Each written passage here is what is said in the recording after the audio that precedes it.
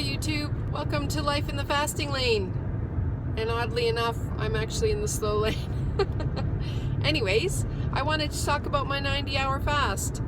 I did my first extended fast. My longest fast up until then had been about 44 hours, I think. And I wanted to do that to recover from a bad eating weekend.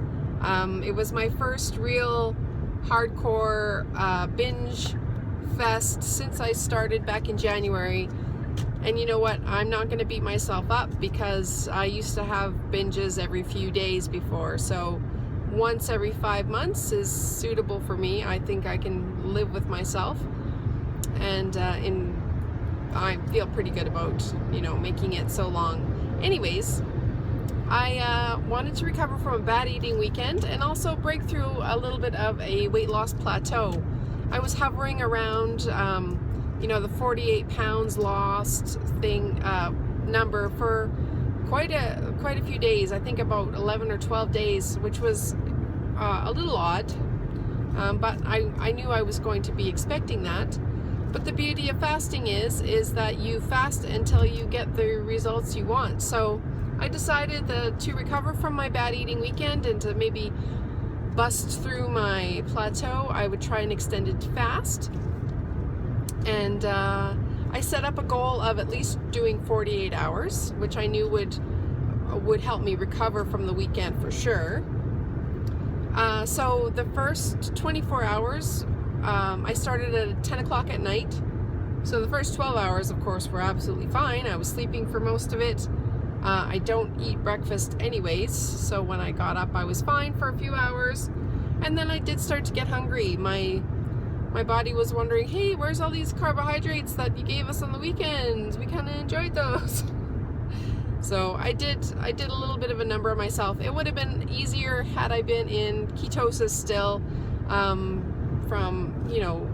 following my regular vegan low carb diet, but that's okay. So the first 24 hours, the last bit of those 24 hours was a little rough. I was hungry, kept my mind off of it, kept busy, and I assumed that the next 24 hours would be easier, but they weren't, because I still wasn't in ketosis and I was still using the glycogen stores in my body. So I was still feeling hungry, and but it was still manageable.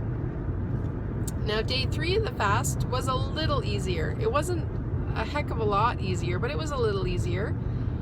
The hunger pangs didn't come as frequently, but when they did come, they were kind of harsh.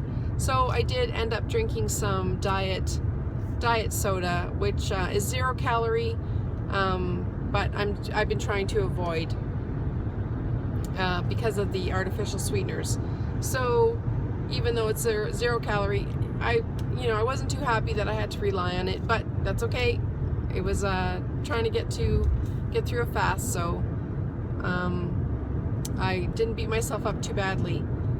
So the morning of Thursday morning, so I hadn't eaten since Sunday night at 10 o'clock, and Thursday morning I was very proud of myself for making it that far, and I was starting to feel a little less hungry. But mentally, I was ready to end my fast. I had had enough, and I was interested in having a meal. So that was my first 90-hour fast. All in all, it went fantastic. It definitely helped me recover from my bad eating weekend, but it didn't quite get me out of my little plateau. That's okay, because a couple of days later, it happened. I'm out of my plateau. I'm celebrating 50 pounds lost. Actually, today I'm at 51 pounds lost, so the weight loss has started up again, and that's fantastic. I'm back to doing my intermittent fasting. I eat a maximum of an 8-hour window, but organically it tends to be a 6 or a 4-hour window. So I'm back to a 18, 19 hour fast, and I'd like to try to do a 36 hour fast every week. But I'm going to just stick with this regular intermittent fasting pattern for now.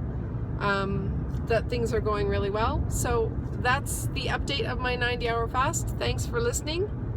Thanks for driving with me in the fasting lane.